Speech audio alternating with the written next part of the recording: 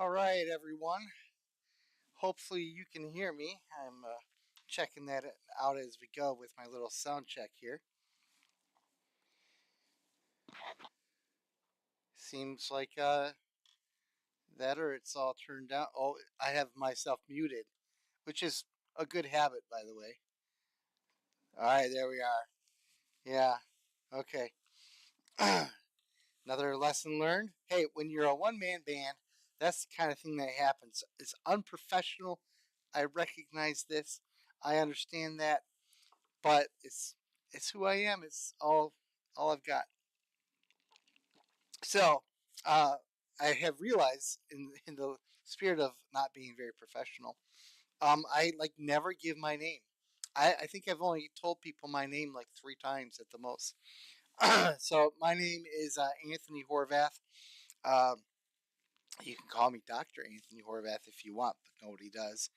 Uh, yeah, so I have a postdoc in philosophy. That's a conversation for another time. And I started this podcast for a variety of reasons. One, to have fun, although today's not going to be a very, very fun topic. Two, to interact with people that I don't get a chance to interact with. Like the internet is this like fantastic way to connect with people, but we never do. We just sort of hurl insults at each other through text, and that's not cool. So I want to grab hold of the promise of the internet. Um, and if I don't do it intentionally, I figure it'll never happen. And then also to sell books. I'm a publisher. Been in the business for boy, almost 15 years now, and I've got about 25 authors that I publish. And it's ruthless competition out there. It's fairly easy to write a book and produce a book, comparatively speaking, than it is to actually sell a book. So I wanted to create a platform for highlighting and elevating my authors. And today, actually, this is a book that I featured in my last podcast, which is not from an author who's alive, but one that I commissioned. And I'll talk about that a little bit later as we go. We just make sure the sound is still good. Yep. Okay. So today, what we're going to do, I have a guest who's going to be joining me in a little bit. Glenn Jones. He's a friend of the program. He's been on here once before, and we are going to talk about the My Lai Massacre and the Tet Offensive, the Vietnam War. But we're going to talk about those are really the backdrop for a different kind of conversation about when good people are asked to do evil things and how do they respond to that. And we would like to think that we would never do that. Like if we were in these situations, it just we would stand up to the peer pressure. We would stand up to the authorities. We would do what is right. But the actual reality of history is that a lot of people don't. And in fact, it seems that the, the percentage, the ratio of people who are able to say no is a lot smaller than those who say yes, which is a very sobering thought because what we like to have these views about ourselves, but what if we're wrong, which raises other questions about how we forgive ourselves. But that's probably not what we're going to talk about today. Who knows? Things go where they go. Um, but at any rate, in order to set the table for this conversation, I want to give a summary of the My Lai Massacre, which is very possible that a lot of viewers they don't know anything about. It's very possible um, because it was something that was very traumatic at the time, but it was in 1968. So that's before I was born. It's before a lot of people were born. And unless you're a very close student of history, you may not know about it. So we're going to do an overview. But I should say, give a mention about like why I'm interested in these things. So like last time, I just mentioned this book that we publish. We talked about this. This was um, part of the Nazi T4 project, where the Nazis killed disabled Germans by the millions. Millions. What am I talking about? By at least 100,000, maybe 200,000 or 300,000. And that was before they did the mass killing of Jews. They killed fellow Germans.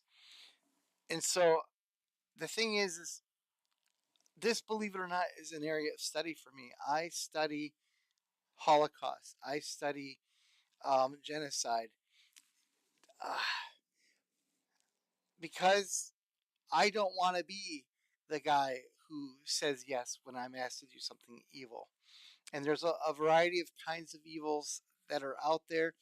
And, you know, yes, it's true that until I'm actually in the situation, I won't know if I'm going to be able to rise above it, that kind of thing. I understand that. But I feel like if I can prepare myself, if I can educate myself, if I can gird my loins and be prepared uh, in advance of in a situation, then I will be able to sleep well at night. And of course, there's the additional reality that these events are so common now that, from a historical point of view, that you just never know when efforts might take place to wipe out hundreds of thousands or millions of people at a single time. Could happen. So on my shelf, of course, you can't see it. I've got loads of books on the Rwanda genocide. Um, I've got stuff about what happened to the American Indians. I've got the Holocaust, of course. I've got a lot of books about Vietnam. Um, I've got the rape of Nanking, Armenian genocide, uh, Cambodia, Pol Pot. So yeah, so my nightly reading is, well, this is why I drink the whiskey, I guess. So let's talk about this, the My Lai Massacre, and I'm gonna make this a little bit smaller here, the thumbnail, and I'm gonna put up a couple visuals. In fact, I'll just get rid of that and bring this up.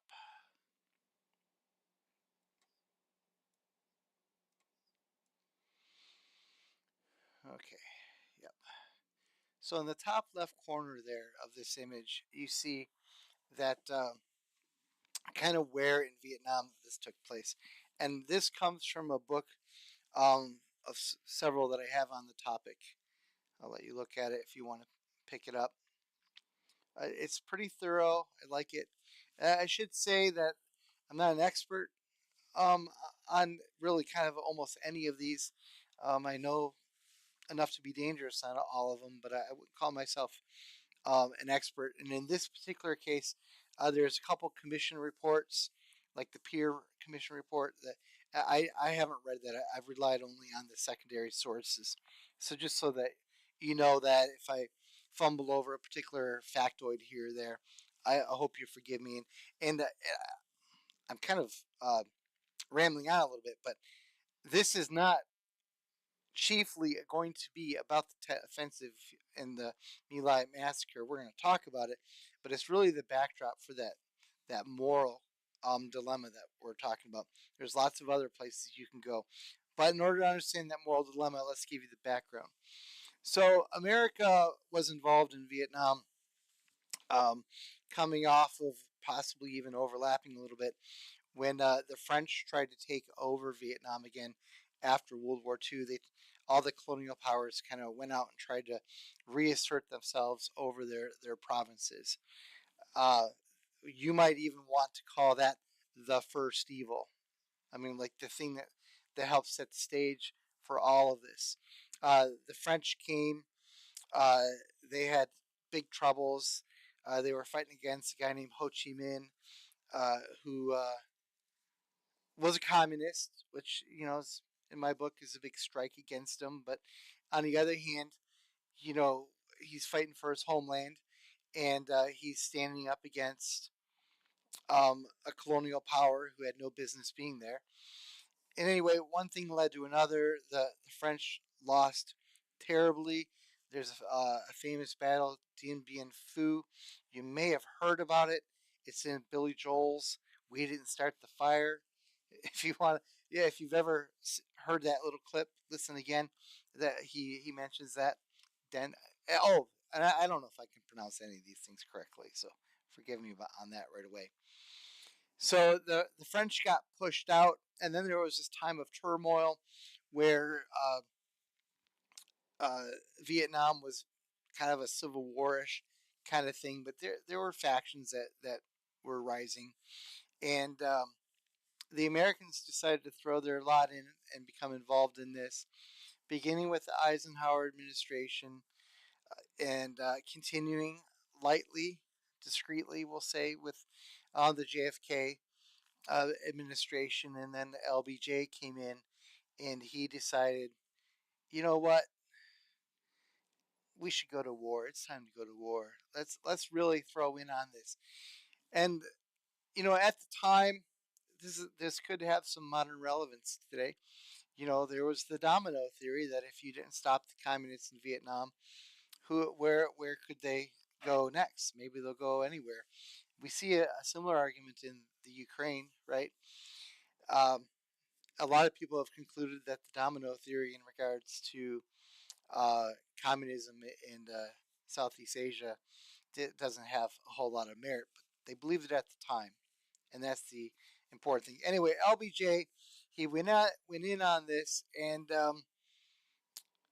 there were difficulties immediately, but he ended up committing um, hundreds and hundreds of thousands of American troops to this guerrilla, this war where you had a conventional soldiers, the NVA, the North Vietnamese Army, but then you had the Viet Cong who just sort of blended in.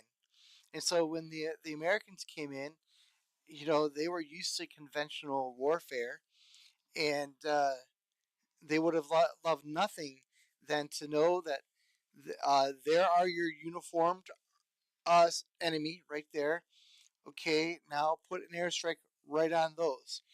But and that would work maybe with NVA, but the Viet Cong, they moved in and out of the villages. A lot of times they had a lot of support in the villages. That support would grow largely because America would meet this challenge by creating a tactic called search and destroy, which, as you might guess, required a lot of destruction. And a lot of villagers did not like having their village destroyed, um, especially if they, prior to that point, either had no opinion or even had allied with the South Vietnamese. So the tide began changing, but LBJ, he kept throwing troops in, and Westmoreland, who was the general in charge of this, was convinced that victory was in sight. All he needed was the resources. This is all very, very cursory. And then came the Vietnamese New Year, January 30th, I think. Uh, and they there was a nationwide truce. This would be 1968, and all the fighting was supposed to stop. And from in the opinion of the American generals, they were winning. America was winning. And then in that offensive, the Tet Offensive, uh, on cue at like 4 in the morning, all across the country, all I was gonna point to the screen, like you could actually see me pointing at an image. Yeah, that doesn't work. Throughout, like everywhere throughout there, in the cities in particular, like Saigon and Hue, these were large cities that had been largely insulated from combat, and now the Viet Cong was in their midst. And the result of this was, from a tactical point of view, the uh, the North Vietnamese lost big time. They got driven out after a time. They took huge casualties, and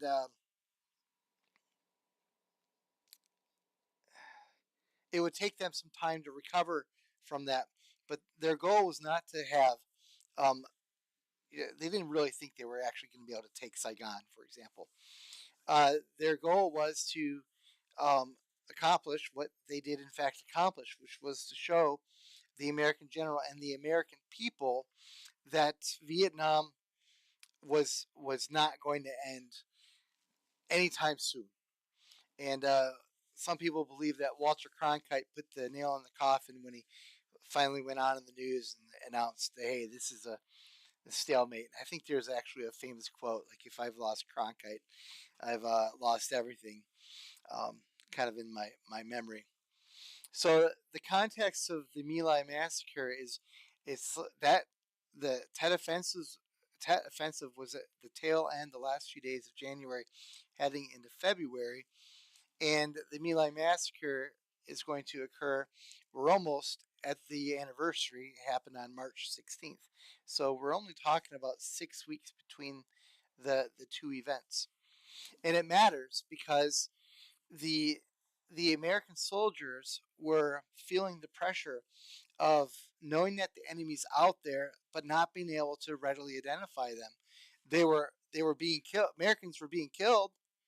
It's not like the enemy couldn't find them, but then they would go try to chase them down, and they'd go into like a village or something, and to try to find where the Viet Cong was, and all there would be were these women and children and old men staring back at them. Well, we didn't do anything wrong, and you know they probably didn't, but sometimes they did, and the American soldier had no idea.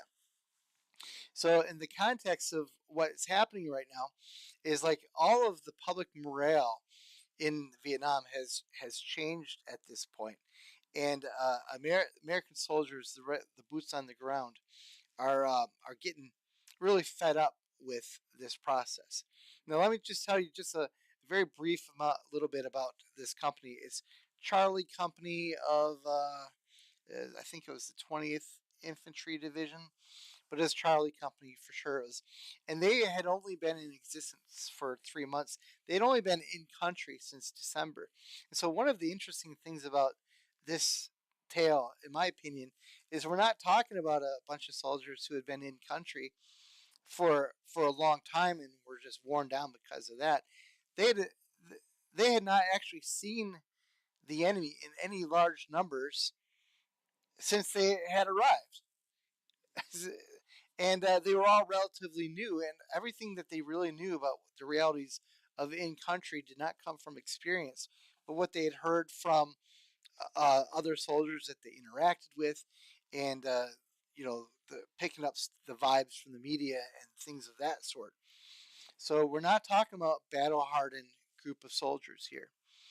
Uh, and let me just also point out that when they did study this afterwards, they found out the army looked at these people to say, well, how could they wanted to know how could these was there something special about these people that made them especially given to murder? And the unfortunate answer was no. Actually, it was a pretty ordinary cross section of the American public, with maybe a disproportionate amount of black soldiers, which was commonly cited throughout the Vietnam War. But even in that sense, it was normal. Like it wasn't out of the ordinary from that point of view either. So they're just your average American guy who was drafted, or a couple of them, I guess, enlisted from American rural towns and cities. Nothing spectacular about them. In fact, I was reading about the main culprit, Callie, the only guy who ends up getting any jail sentence out of this, really. Um, he was like nobody even noticed him in high school. Like he was just a complete nobody, which is really they were all nobodies, and yet on this day they became somebody to almost between 400 and 500 people that they murdered in cold blood. So let me just sort of skip ahead a little bit here, skipping quite a bit. So the Viet Cong had been staging battles or attacks from this region here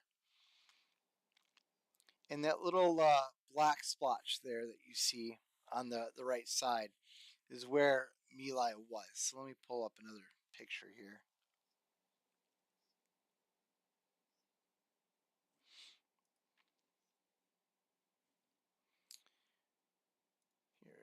Here.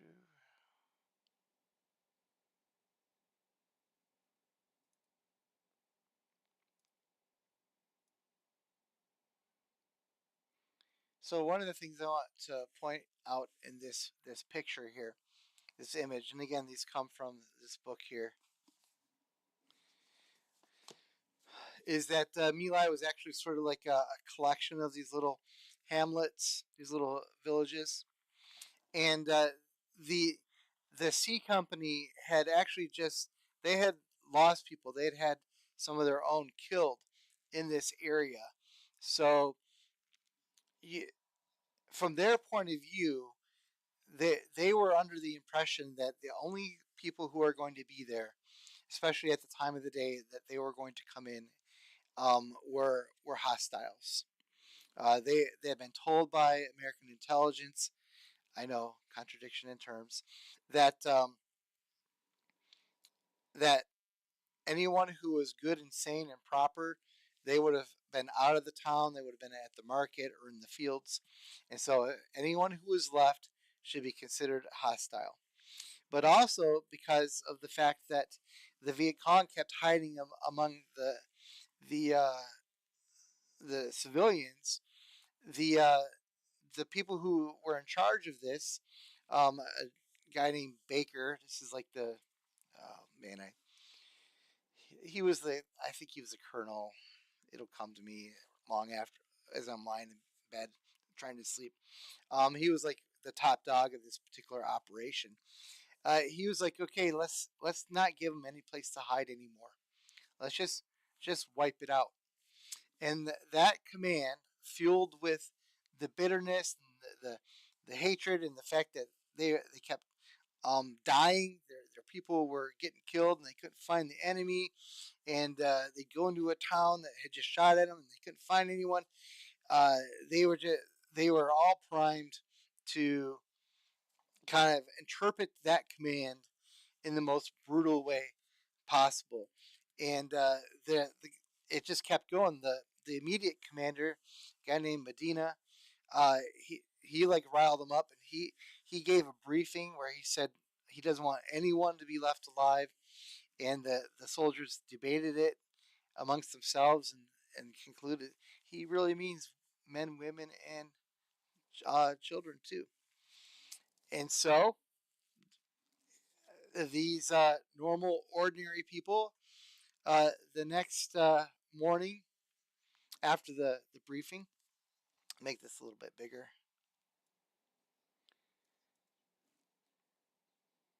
Here we go. You don't really need to know any of this stuff, but it's kind of here as an outline for myself.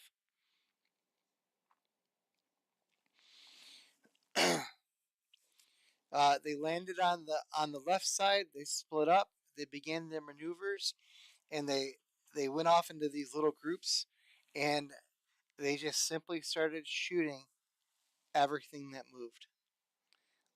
Whether if it was a cow, they shot it. If it was a chicken, they shot it.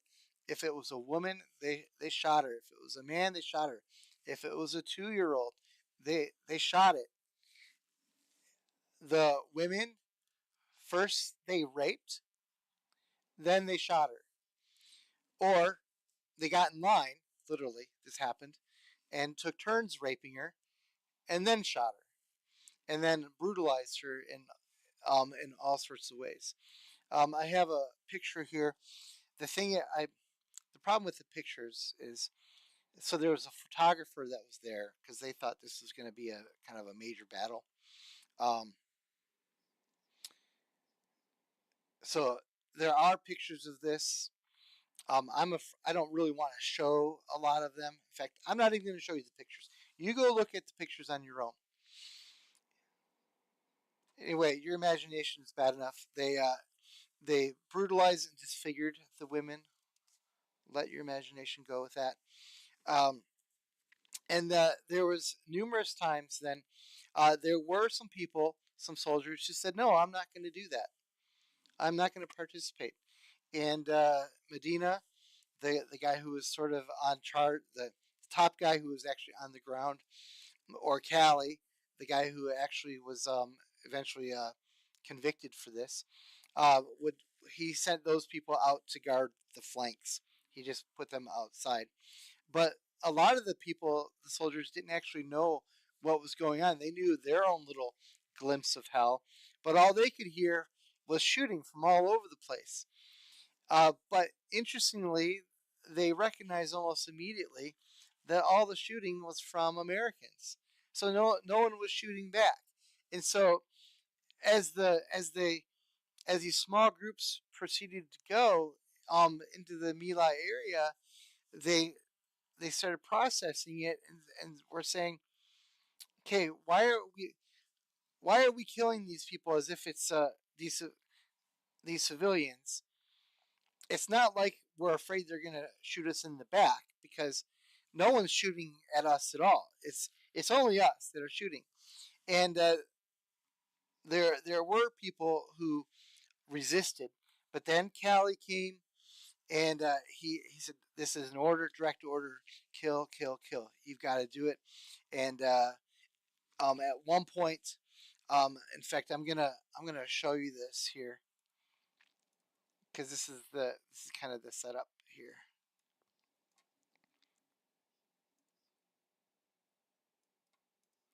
At one point,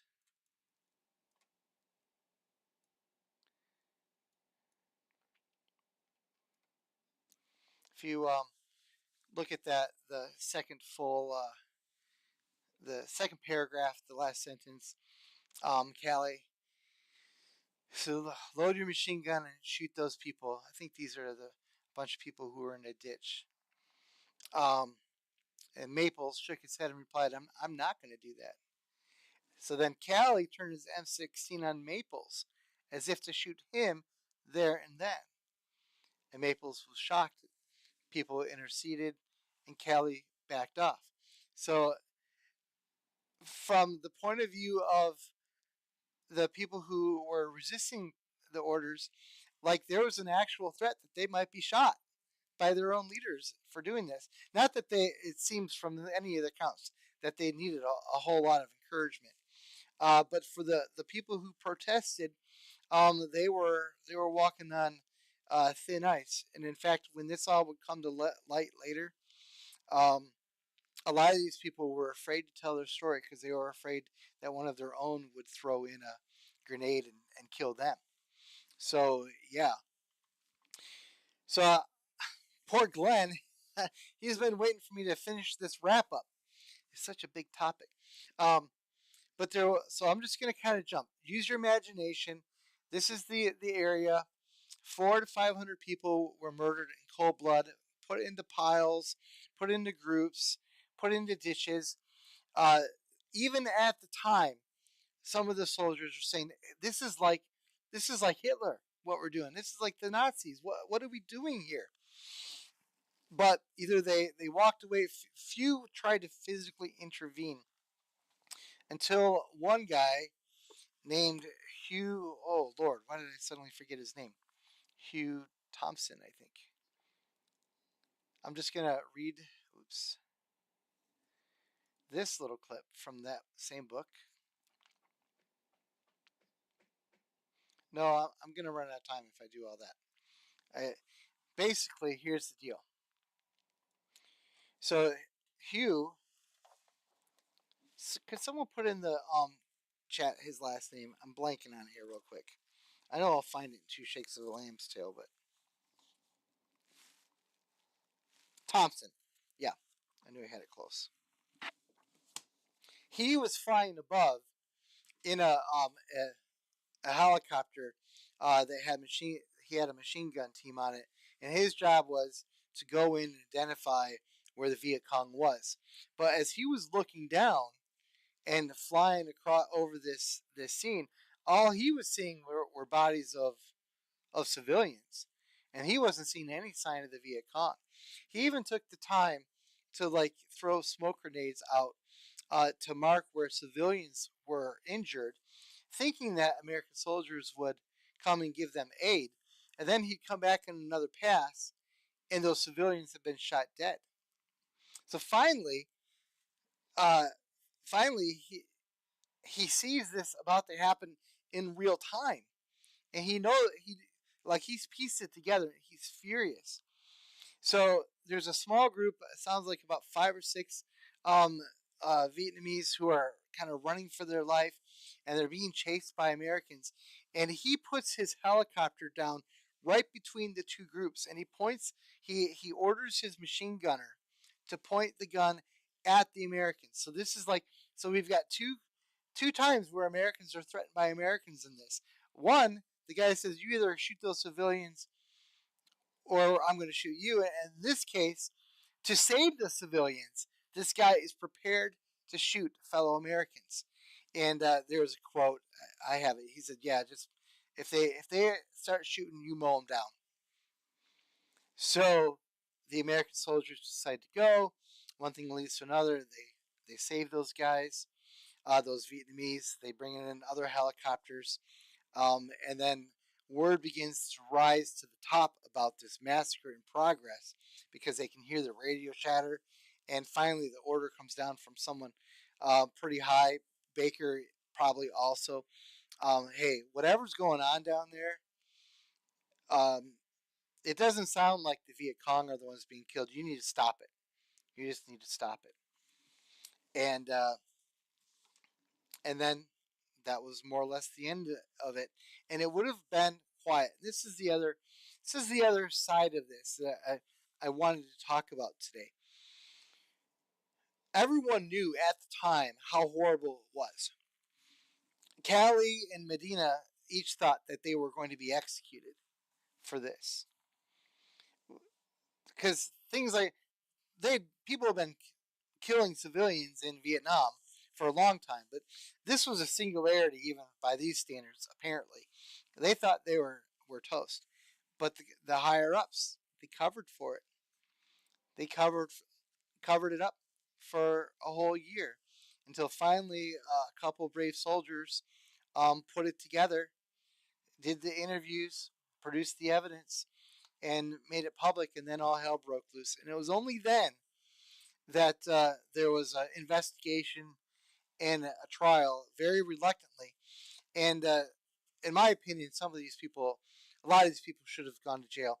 Callie was sentenced to life in prison for, and the charges was like killing at least 20 people. That was the basic charge.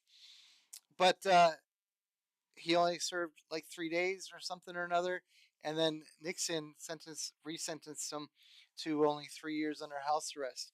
Nobody else did any jail time for this. None of the military bureaucrats, none of the other soldiers, not any of the leaders, like the general, the men on the officers, just this Cali guy. So where what can I say about this before I bring Glenn in? So you had ordinary people again who had a rough time, sure, and it was in the context of great uncertainty and danger, but they hadn't been in country for that long, and it only took them less than 10 weeks. We'll say we'll give them the full 3 months, 3 months of exposure to not even direct combat because they never even saw the enemy in great numbers to become monsters in like a heartbeat. Now it was America that judged the Germans. We had the Nuremberg trials and we had the Doctor trial, where the people who put on that T4 project I mentioned before, they were sentenced to death.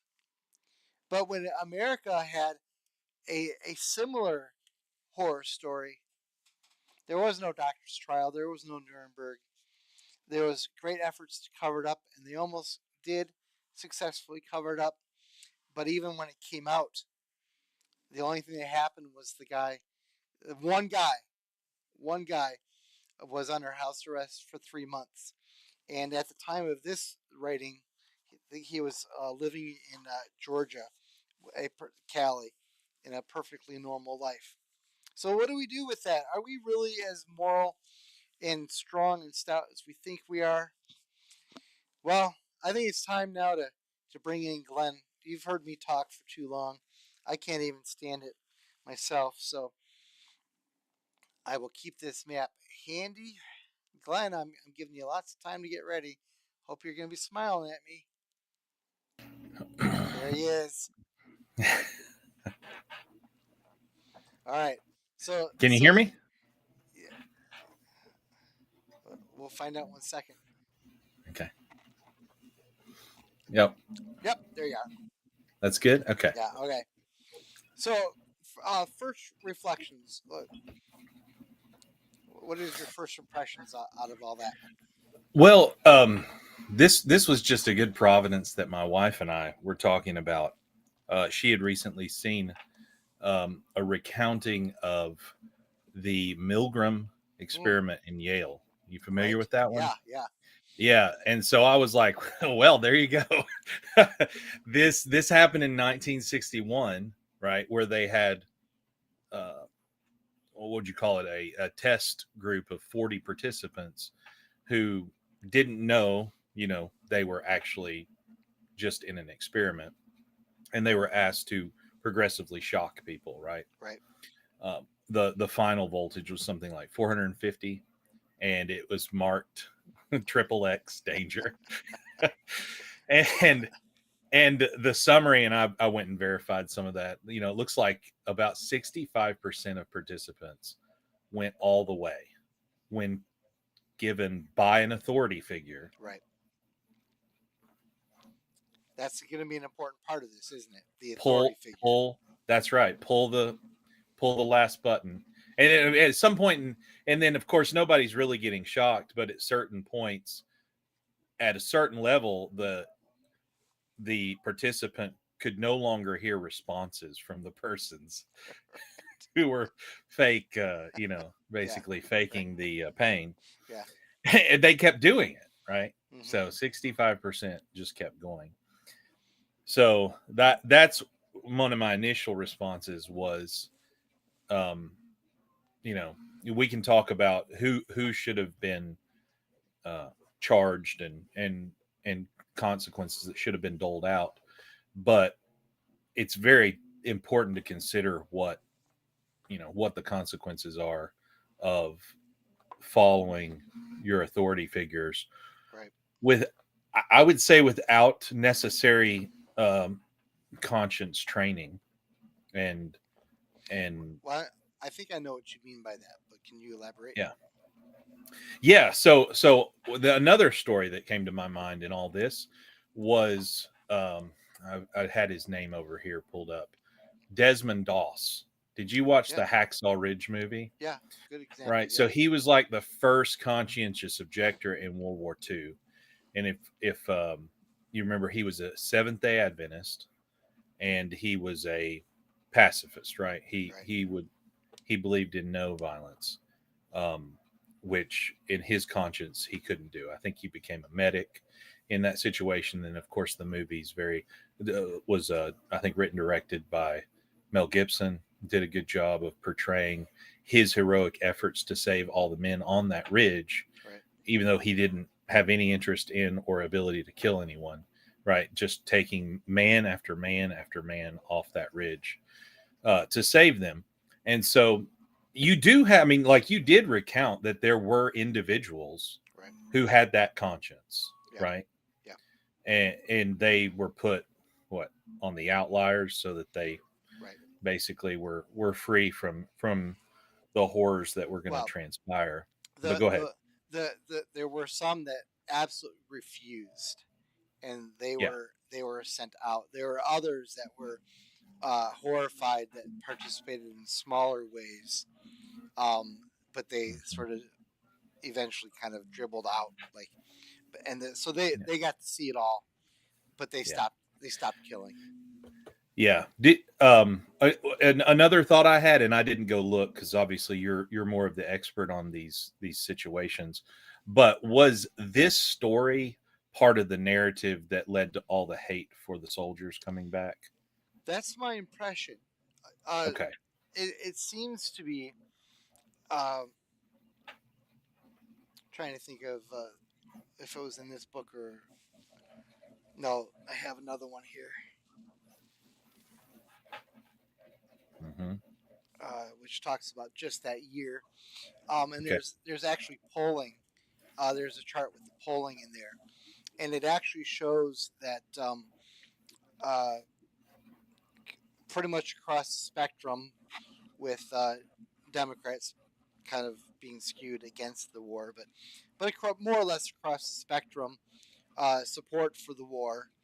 And then 1968, it wasn't just the My Lai thing that led to the whole baby killer stuff, but Yes. Yeah. the Tet Offensive itself really harmed America's psyche because you couldn't hide it anymore. And so that was sort of the turning point. And then the chart actually shows like an X, like it just reversed at that point. Yeah. Yeah. Yep, Yeah. which is really a bummer for poor Nixon. Poor Nixon.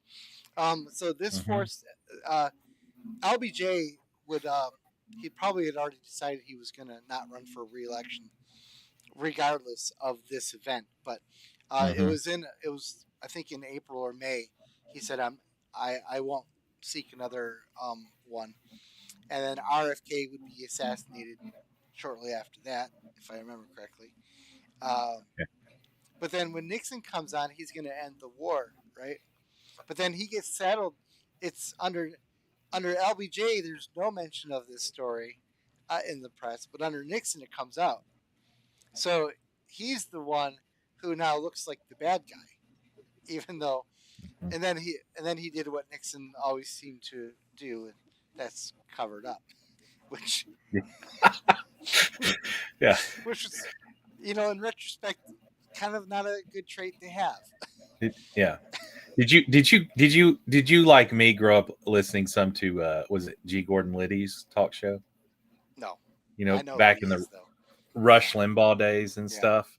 Liddy also had a talk show, and he would always be like, I don't have these rights anymore, because he went to jail for, that's right. with the Yeah, felony and everything. yeah, And he was like, that's right. but he's some joke about, but Mrs. Liddy, she owns a lot of weapons, but Nice. that's just a side shot. Yeah, But right, anyway, yeah, I still remember that whole cover up motif and it right. and kind of all that. I mean, to some degree, we might be living through a lot of that It sure feels ourselves like these that. days, Yeah, that, with all the stuff that's being unraveled, right, right. and eventually coming out. But not to jump that direction.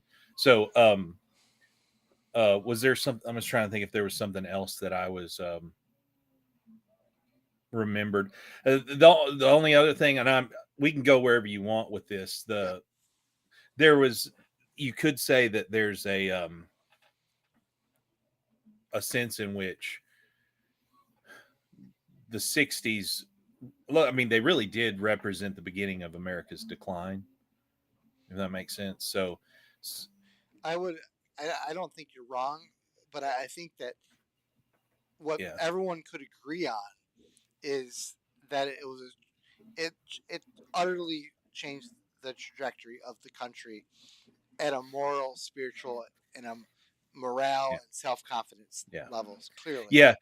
Yes, and by that decline, I was going to clarify that I Okay. mean more of the Protestant Christian identity of Gotcha. America. That decline began to happen in the probably most pronounced in the 60s. It was still largely Protestant and Christian, but there was that sense of decline that was happening, as opposed to the high water mark of the 50s and Yeah. church attendance and and things like that coming out of World War II.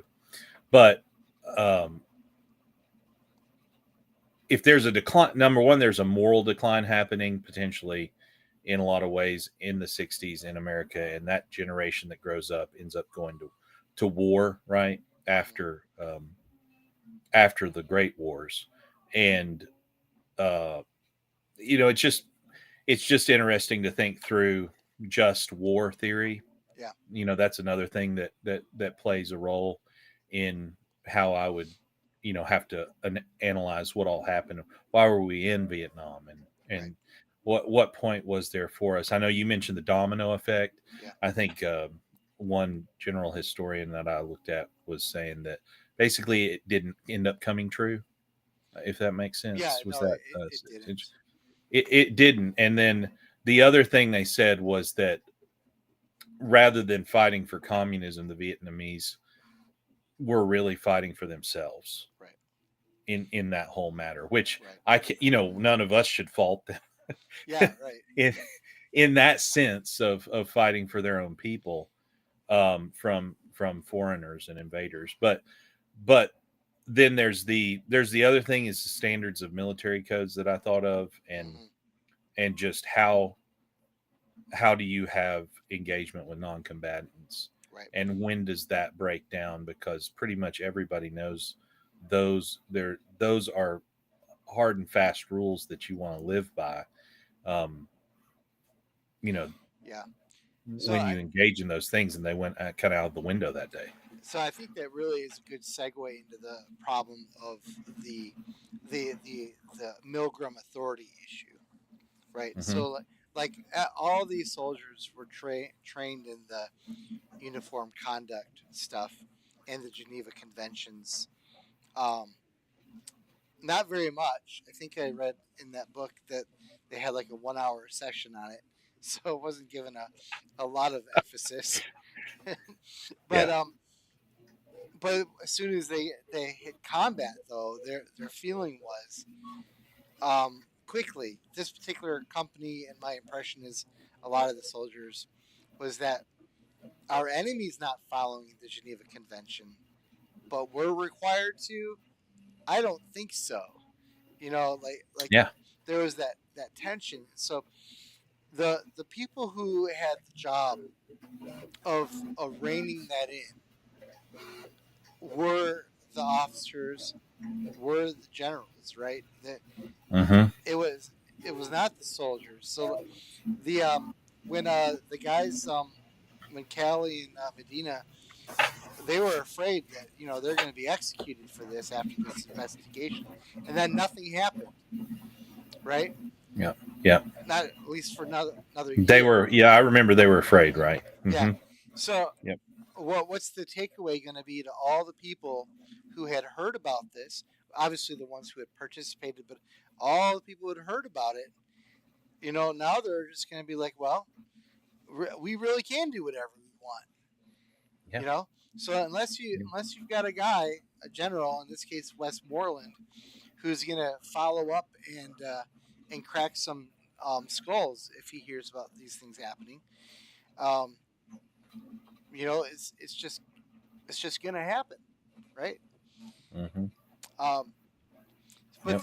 but still, I think the reason why I wanted to, we can put a lot of weight on that, but the problem is we have a situation with this particular massacre, which I think is relevant to a lot of situations where you can look at the big picture and all the different factors that led them to be in that situation, but it all came down to that individual choice of Hmm. pull the finger or not pull the finger, Yep. right? That that was the choice, Hmm. and for some reason, we have there's a lot of people who have always existed, not just now, who if the boss says pull it, you do it. Yeah. Yeah. I mean, just to go back to a little more recent example that we watched fall out, right, is look at all the vaccine mandates, Sure. Yeah. Right. right? Yep. And they were, the boss says go get a vaccine. And I got my vaccine, and now I have what are they called? Did you hear the latest? The VAIDS vaccine, No, autoimmune, vaccine AIDS. I have not. Um, Well, yeah, I I have won't not go heard into that that, term. I've but heard, that of course, was of the autoimmune problems. Yeah. yes, but I think that's what I heard it referred to, if it, Okay. like as far as an acronym, VADES. Well, that's But that. I was gonna say that's another great example because you would talk to people, and mhm. they would say, "Well, you've got to get vaccinated." Well, why? Well, because they say you should. Yeah, Okay. that's it. That's why. Well, don't Yeah. vaccines usually have to go through a multi-year safety test or something or anything? hmm This is different. hmm Why is it different? And That's right. And, well, they say it's different. yeah, Oh, by yeah, the way, you're fired. yeah. You're fired. Yeah, Turns out messing with the mRNA might have other yeah. consequences How right about that, now. right? And yeah, so but that was just, I just remember so many stories. And you even remember like the maybe we can touch on some of the, like the consequences for this. um right, we're trying to get to the individual aspect, I understand, but there's this big problem of what's the right word here, um credibility loss, Okay, basically loss of credibility for institutions that comes when these kind of major misplays and right. misjudgments happen, because that's ultimately happened with the medical establishment. I remember watching some doctors basically detailing how all these family members were dying alone because people wouldn't get the vaccine and Yep. take care of these people. And I'm sitting there going, you moral monster, you're keeping people from experiencing and loving their family members near death, Yeah. and having a death ritual, like a dying ritual, and actually being with the family members. Some of the most important things were taken from people at that time. And you know that destroyed the credibility of the medical establishment. I don't know many people who were not sorely affected by that. So that gets into what you were talking about earlier with the consequences of 68 and the perspective on the Right. war. And similar things have happened to us in our institutions today in the wake of COVID. Yeah. But Certainly. so you, the individual aspect, I think you mentioned it early on that I wanted to go back to, if you if you think this is a good part of that segue to the individual. Sure. um it is, for me, I've always argued that if you deal with something major, something that you, number one, don't want to ever experience, and number two, happens very rarely to people, right? It's not a daily or frequent thing. And that is, acts that either turn into traumatic events, um, pain, suffering, and loss. And on when those kind of things happen, I've always told people, if you are not trained and you are not taught Sure.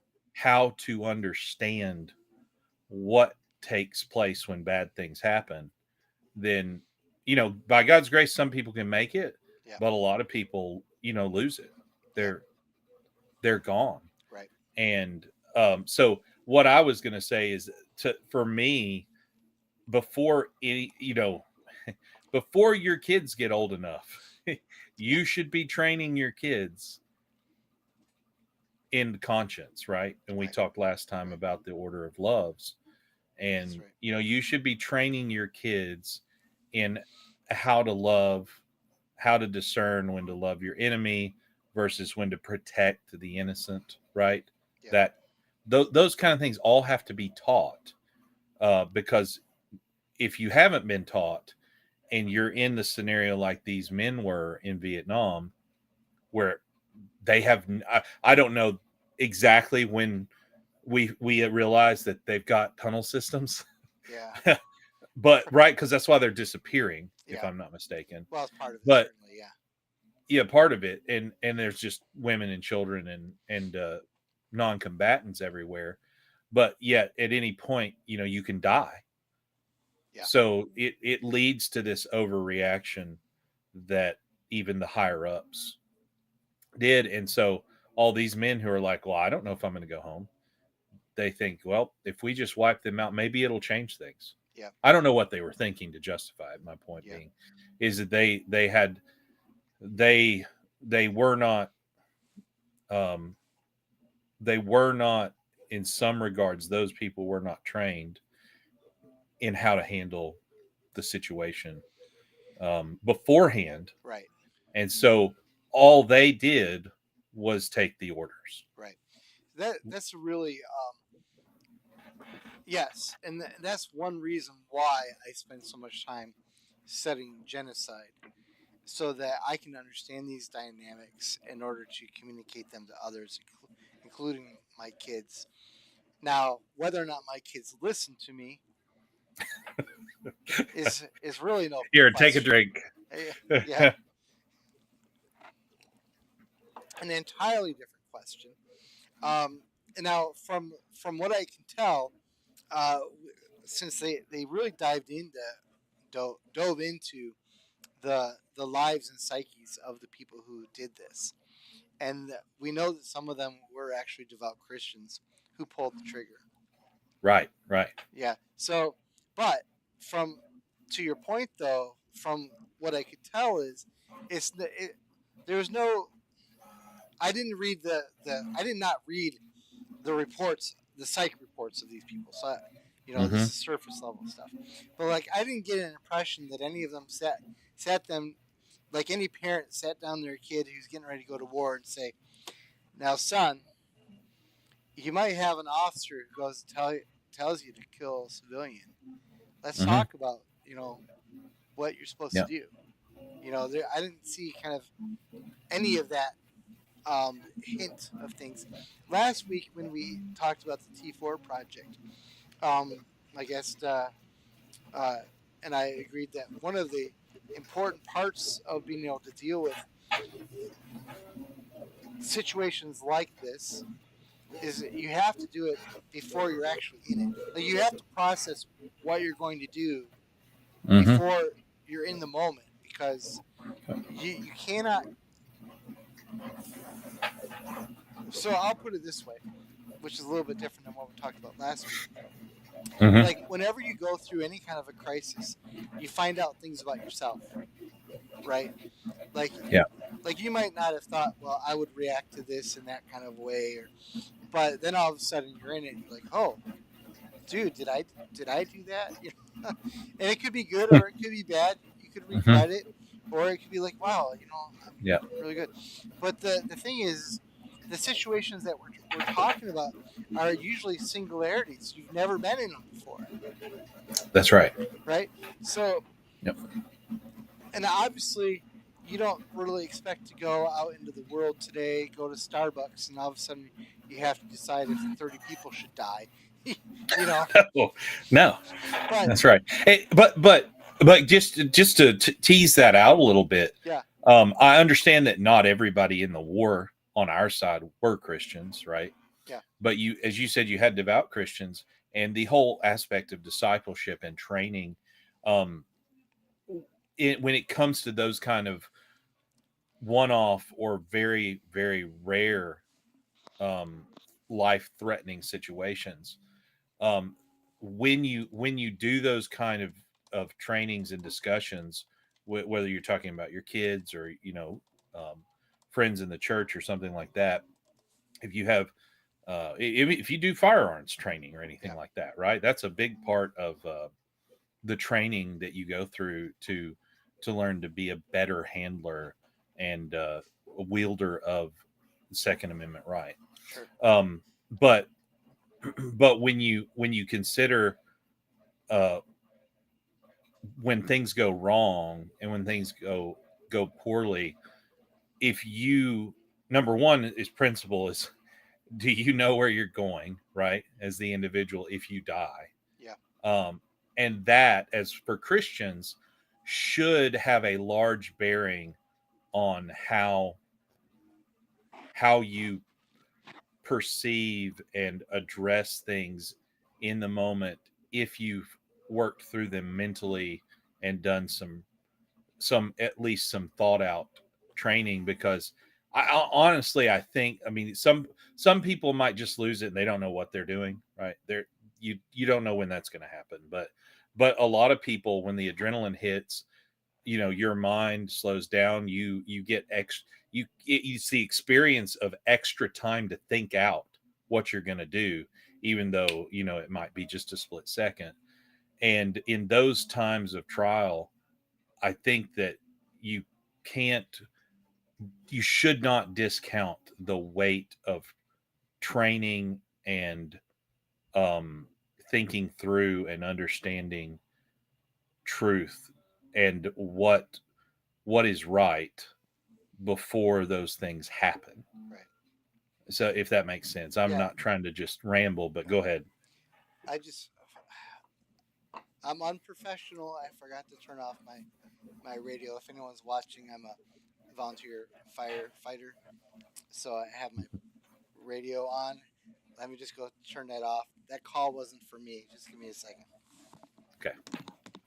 Yeah. So for everybody listening, I'll talk for a minute. And when you have you think of a different scenario you might have uh, when you have something come up. I'm just talking for a minute, Yeah, I giving some time. yeah getting in a Yeah, in a comment. and Yeah, yeah, and if a real thing that happened in our lives was the loss of a child that was stillborn, and that was where everything that I had learned from God and from the scriptures became more real to me, right? Those things came to my mind and brought me um, clear ways of processing and going through the suffering that we were experiencing and the pain of yeah, loss, sure, right? And so had I not been trained in those things, I would have probably been more angry. I would have probably been more um, apt to outbursts and rage. Not that those things never happen during those moments, but right, there was just be that loss and that hopelessness that you don't have any understanding of why that's happening. And that just gets back to the big picture of evil and suffering in the world, that if you don't know why, right? So if you another great a great point is that if you believe that evil and suffering in the world are pointless, you're right, you're probably in for a bad go at it, right? right. Well, if so, like if you're a nihilist Yeah. who's confronted with the option of killing a lot of people, that's going to hit you differently than a Christian or many other religions for that matter compared to nihilism. So Mhm. your account of your experience um, is reminiscent of something that happened with my family. I mentioned it last week a little bit. So Yeah. I'm pro life.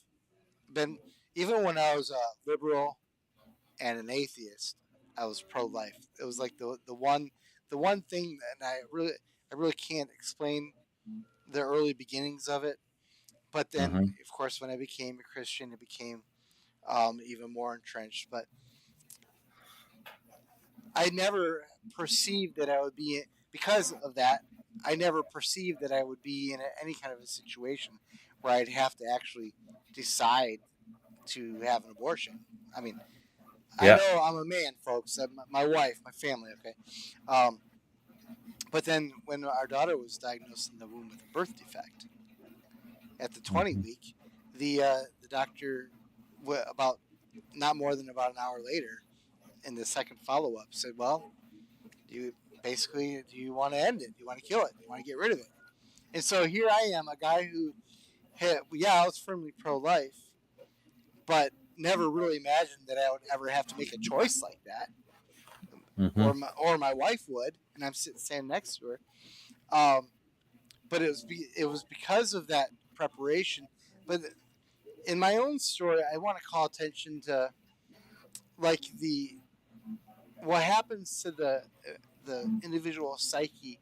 And this speaks to your training point. Like when you are in a crisis, like part of your training that you're referring to needs to include some lessons about what the body does and goes through when it is dealing with adrenaline, when it's dealing with grief, you know, all Mm-hmm. those different things that could happen. Like I found out like 20 years ago that if I don't get enough sleep at night, I'm a really bad person. Like I, I don't want to be a bad person. Yeah. I just can't help it. So, but Mm-hmm. here's the thing. So yes, I know that I'm gonna. Why are you laughing so much? So I know that I know that when I'm tired and I'm exhausted, like if I'm suddenly thrust in a situation, I can factor that in. Like, oh no, Mm-hmm. hold on a minute. But the other side of it is, if you know that about yourself and about people, then you would make sure that you're not tired, right? That you make the necessary life changes so that you're not tired all the time, so that you have a healthy aspect. So there are some things like once you begin learning about yourself and about people in general, you can they're like making sure that you are in the best possible mental, spiritual, and emotional, and even physical condition to deal with those crises as they present themselves. That's a part of that training too, I think, Yeah, or that's ought to right. be. Ought to be.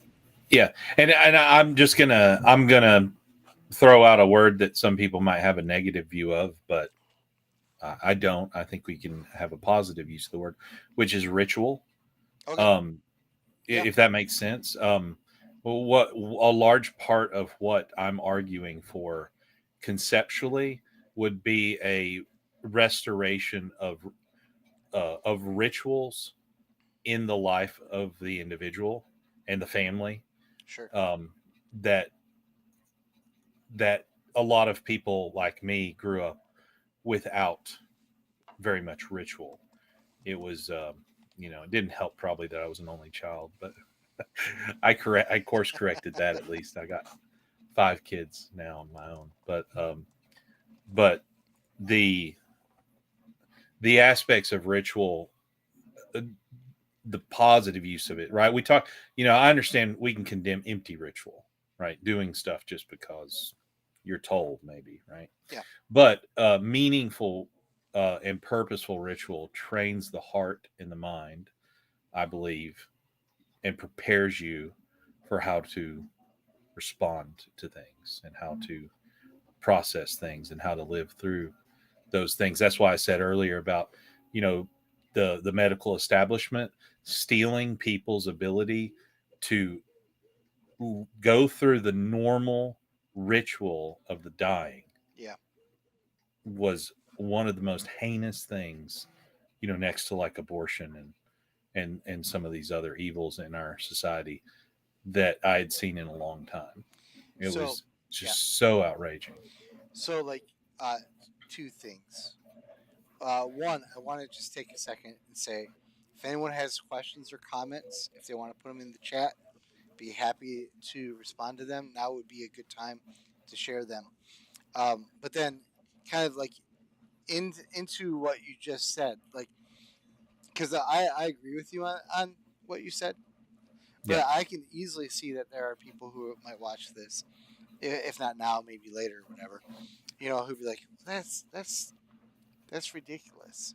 But see, I think the kind of an important part of life is to understand that you don't necessarily have to agree with it to recognize that there's a lot of people who feel that way, and you shouldn't just wave their attitudes away, and you should Hmm. think about them and just ask yourself, uh, for example, you know, what if you had a whole society of people who were suddenly extremely irritated that they were not allowed to be at the side of their loved ones as they died. Like Hmm. what could that do to society as a whole? What kind of disappointment, disillusionment, and all that other stuff? Because it'd be a real thing that's there, and if you're not willing to engage with it, you could be blindsided by what could emerge. Yeah, So, I don't know. that's helpful. Do you want to say anything else about that?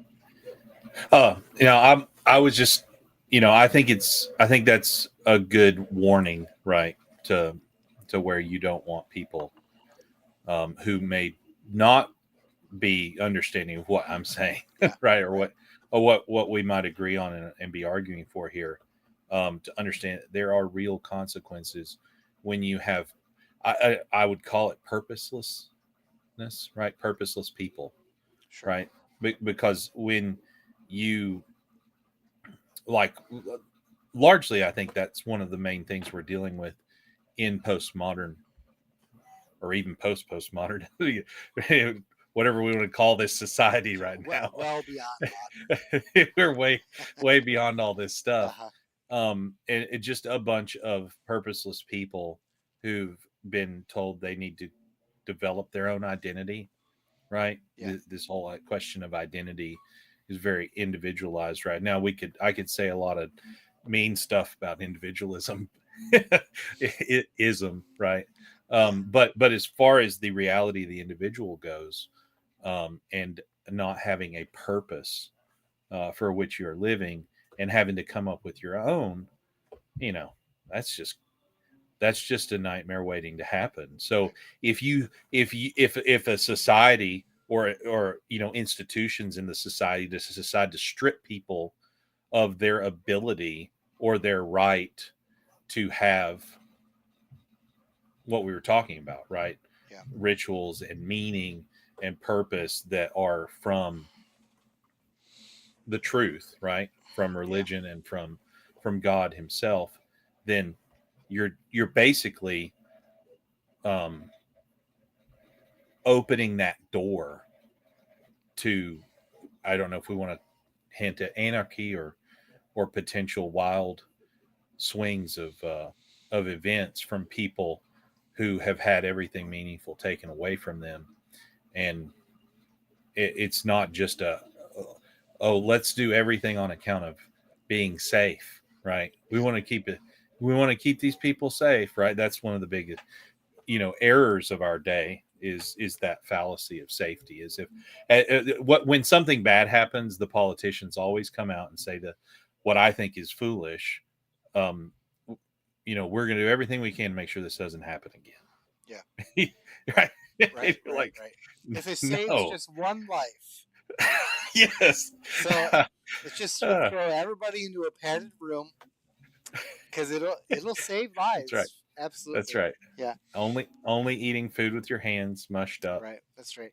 So the to me, like when I don't know if I wouldn't say that we're coming at it from different perspectives, because actually I've agreed with everything that you've said, but I Okay. mean it occurs to me that like that the types of events that we're describing, they boil down ultimately to that individual moment, right? Of where a person it's in his court whether or not they're going to commit the evil that Yep. they know is evil, right? Mm-hmm. But at the same time, there's all these greater contexts. There's like it's kind of like what I was talking about in regards to like if you know, let's say you know that you're a bad person if you only get 1 hour of sleep a Mm-hmm. night for a week, then don't do that, right? But like, what if you know that you're very susceptible to what an authority tells you to do? Like if your boss Oh yeah. tells you to do these things and you know they're bad and you just keep doing them, whatever they happen to be, lying on your accounting books or whatever it is. But like if you know Oh. that about Ooh. yourself, right? Yep. So so that means you have to like take physical. This is where I'm going with this. Like Okay. we're we're emotional creatures, we're spiritual creatures, but we're also like physical creatures who resonate with ritual, as you say. Like our surroundings have the ability, our context has the ability to push us in a way where our own personalities have this inertia that will carry it to the final deed. And so the pro there's a problem when you have a whole society then that's toxic, right? Yeah. Unless you are like some sort of superhero, like I don't even know if we could think of one. It probably Jesus would be the only one anyone Sure. would ever Yeah. agree on. That's right. Like someone who could really rise above all the social pressures, all the authority groups, all the peer pressure, and just say, you know what? No, you can kill me, but this is what I'm going to do, and I'm not going to do that. But since the rest of us are not Jesus, we kind of have to concern ourselves with what are the moral parameters and the structures and the institutions and the rituals that we have around us in society, because there's a lot of people who, no matter what kind of upbringing you give them, no matter what kind of training that you give them, if they're in a Mm-hmm. situation and the guy says shoot this person, they're going to shoot them. So Yep. the only way around that is to make sure that that situation just simply never occurs, Mm-hmm. which is why I'm a libertarian. There it is. Yeah, no, Yes. I mean, none of these things could happen. Like you brought up the very good question: why were we in Vietnam in the first place, right? Mm-hmm. And I understand, the world in the 1950s is different than what the world is now. But when I look through all of the genocides and the Holocaust and the mass murders, the one thing that they almost all have in common is a big government somewhere, right? Yeah. Me- Intervening in the affairs of some small group, and then here's the other thing that is a common denominator in almost every case. It's never the leaders that carry out the actions. It's always some footman somewhere, right? Mm-hmm. Mm-hmm. I was talking with, like, I was interact this was a couple years ago, someone who was actually defending Hitler by saying he never killed anyone. He individually just never killed anybody. Yeah, So I'm not kidding. yeah, he didn't do anything. Like, okay, but like be that as it may, like there's the evil of the perpetration, but there's also the bureaucrat who Yeah, goes on the form and says that's right. disabled, check, now they're dead, or they're a hootie, check, now they're dead. Yeah, They know yeah. exactly they know what's going to happen, That's right. That's right. but And it's just paperwork. that's right. And in large part, that kind of tells you how effective that is. Yeah, I right. guess you'd say. Yeah, Which is why it's so dangerous. And so I'll give you, some credit. I might be more termed better as a kind of a localist or something than okay. just a straight up libertarian, right? So I'm kind of arguing from that covenantal commonwealth and kind of You bottom are in up Tennessee, authority right? structure. What's that? You're in Tennessee or Kentucky? Yeah, Tennessee. Tennessee. Yeah, Yeah, okay. Yeah, explains everything. Go on. that's right. Yeah, it does. Yeah, Yeah. I know that bottom up structure. So but we talked about that some, right? The further the government gets away from it, knowing the people that it's over, like the higher up it goes in chain, like the federal government, you Right. want those limitations to be maintained. And if those limitations are being maintained, you want lower um, levels of government. But you said, what was it you said before that? Before I just said that, the Whatever it was, I'm sure it was eloquent. yeah, no, it was um, the this has always happened once on the show. Where I'm I'm gonna just glad it's your fault, where not I'm gonna mine. forget it. That's You're right. the one. That's right. Yeah. It's my fault. It's my fault. but it had something to do with um, the government and the responsibilities. But I think I've lost it right now. But Okay. yeah. Well, I'll just we'll see if it jogs it. But like in my opinion, just from my studies of these kinds of things, is there's always going to be people who, for whatever reason, they just simply will just do what they're told. They just will. Yeah. And so you need to have you need to you you can't like argue with it. You can't say, "Well, I wish it wasn't like that." Because my point Hmm. is, it's just the way it is. I mean, you may as well argue Yeah. with gravity. So because of Just like you'll always have your poor with you, Jesus yeah, says, you'll so always have your blind followers sure. Well, yeah. So in the society. that's why you've got to have you have to have checks and balances of your institutions. That's right. You need to have the smallest possible government that is as responsive to the people as possible that you can possibly do. And Hmm. this is one of the problems with all these things here in America, but in all the examples that I've given, like you ideally you just simply would not give your government the ability to send, in this example, 1 million soldiers to Vietnam, Oh yeah. right? Oh yeah. One Now, hundred. in this particular case, Congress actually authorized it. So Which the was how it's supposed to function. Unfortunately, they just did the wrong thing. yeah, you know, but that was like one of the Yeah. last times. I guess you could say that Bush was given sort of a war authority. Um, I Well, mean, I guess you could say that, but for the most part, they just use the, their the Patriot Act also right, happened. So yeah. right, yeah. So let me. We have 7 minutes left. I Okay. I don't see any questions or comments, but let me again solicit them. Now would be the time. Um, I I could talk for another 3 hours, but nobody really wants that. Glenn has a family, so we're going to try to end in 7 minutes. Okay. So now is the time if you have anything to say. So one of the other things I'll mention about this, or this is almost this is sort of in its own way a tangent, but like life after the Tet Offensive, after the Vietnam War here in America. Hmm.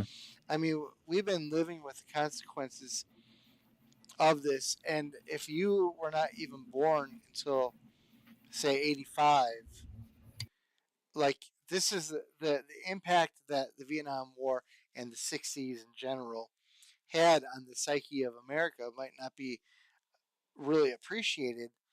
But you're a Gen Xer, right? Yeah, I remember. I think I said I'm in the in between. Yeah. So you can pick. I'm either a Okay. millennial All or right. Well, a I think I'm Gen X firmly the because I'm Gen Xer, but like 81. we're very much still either way, however you want to do it. Both of us still like the function of growing up in America that had been broken by this experience. And in our cases, we were too young to like know the details. Like Hmm. My Lai happened before we were both born. But like And this was a draft war as well, right? yeah, yeah, it was That was another major shift, right? right. Because nothing we've done in our lifetimes has been anything but volunteer, as Yeah, far as I know. yeah. So I mean, just offhand, like do you as you survey your life and your recollection of the atmosphere of growing up in America from the Hmm. 80s on, like do you feel the ramifications of the Vietnam conflict? Like do you see the connections at all in anything that's happening today? Yeah. So yeah, you're just well. That's a big question. It's a general and it's a Yeah. general question. Yeah. Yeah. Yeah. Just kind of to conjure thought. You're saying, are you saying the consequences? Is that right? Or similarities? Which one Just are you going for? the echoes of the Vietnam era, do you still hear Mhm. them? Yeah. So, well, in growing up, I I think that it's fascinating. It maybe tell me if I'm right here, but every major incident we got involved in my lifetime outside of America has resulted in similar sentiments that it was a mistake. You've got Desert Storm Yeah. and now the Iraq War, right? Right. So when they were happening, a lot of us, well, I was too young for Desert Storm, but I remember being in college uh, in the middle of it, right? Yeah. I was in college from 2000 to 2004 and doing engineering, and we watched the towers come down on from the university center Interesting. uh, in between classes. My professor that day, and I think other professors, canceled classes and said, "Just everybody go home, be with your family." Because at that point, we were like, "What is happening?" Right? Yeah. Right. You know, you're Yeah. you're like 9/11 being a mic, a it wasn't as much everywhere, but I wondered if people thought it was going to be a Tet offensive Hmm. type type Right. a Exactly. Yeah. spread. Because Right. at the moment, I remember thinking, well, where are they? Yeah. Like, have they infiltrated everything? Right? Yeah. Because That's you right. had the Pentagon, you had the towers, and then you had the plane that went down that they thought, I think, was it thought that it was going to DC, Yep. that fell came down in Philadelphia or something. But so those kind of things, I remember being on a panel in college where I defended our actions in the Iraq War, and then now today I would not so readily do that. You Right. know, the WMDs weren't real. Yeah. The the plays that were being made were a little behind the door to us, and more things have come out, a Right. lot more consequences. Yeah. Just look at the the pullout from Afghanistan. Yeah. I mean, Right. it's time after time after time. It feels Yeah. like, even though I wasn't there, but when you hear things about Vietnam, you're like, Yeah. oh, it's happening again. Right. Oh, it's happening again. That's my Yeah. initial No, thought I, on I that. think So, I think that's pretty good. The Vietnam War escalated, and LBJ received his powers, if I remember correctly, as a result of the Tonkin Bay event. Are you familiar mhm. with that? I've heard of it. Yeah, Yeah. it's been a while, but So it was basically supposedly these North Vietnamese ships attacked American ships. One American ship, and yeah. it was very disputed whether or not anything had ever actually happened. But Hmm. that got parlayed up into the war powers being given to the Yeah, president, yeah. for almost nothing.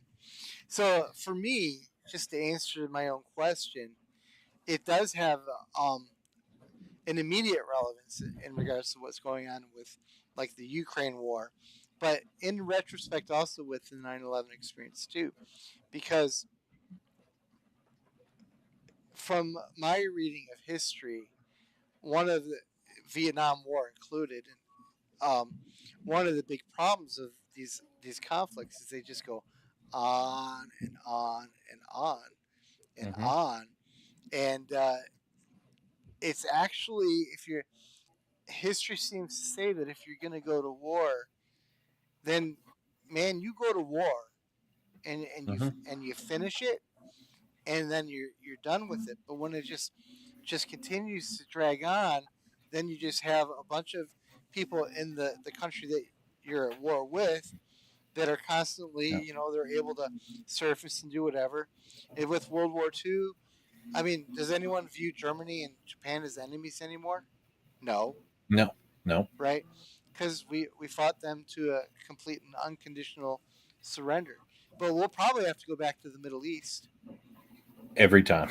Yeah, Yeah, there's never an unconditional surrender there. yeah. Yeah, I mean, I that's right. Which is why should we even be there? Right? Why should we even right, be involved in right. those things? So like, Right. I'm looking at like Ukraine, and it's kind of like to me, like it doesn't matter if you think that it's right, if you think we should be going into Ukraine.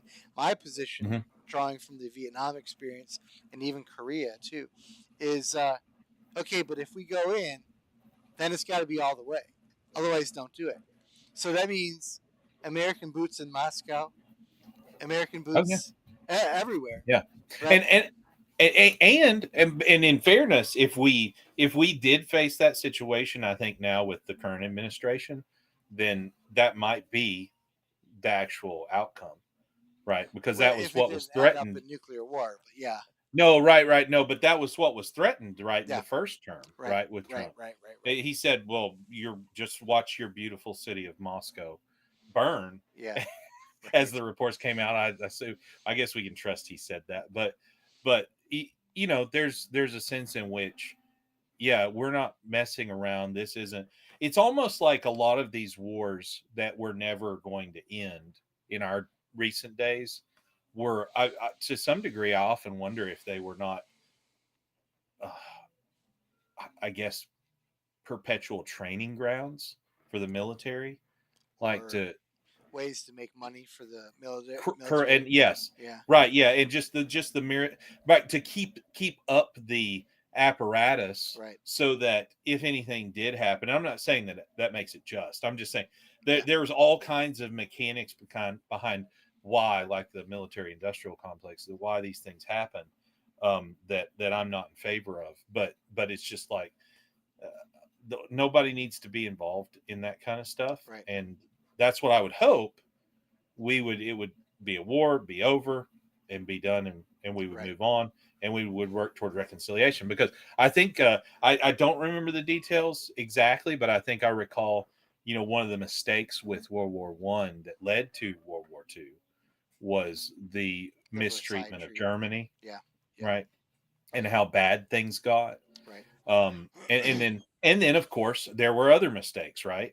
Yep, But like the outcome of World War II and the dividing of Berlin, right, right. which Yep. led to the Cold War. It sure seems like people just can't do anything right, doesn't it?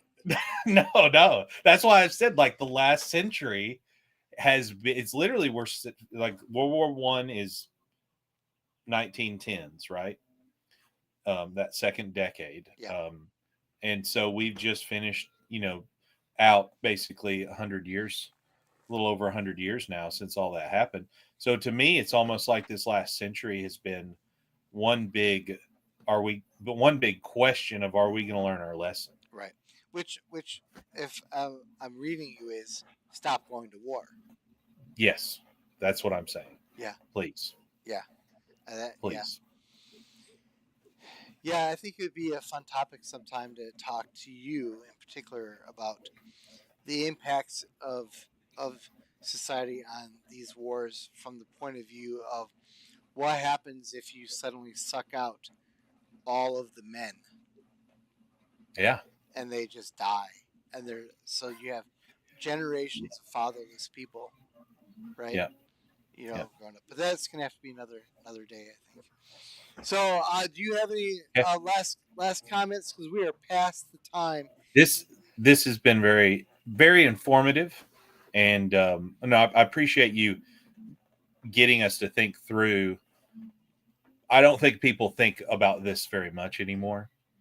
This No, I this don't think history so. there, I feel like no. and and it's always good to go back, like we discussed, a couple of weeks ago. Going back to not just recent events, but looking at what we can learn from the past and the history. And at this point, we're getting to the point where more things, I think, are going to be released and made known about things that happened in that era, because most everybody's dead, Right.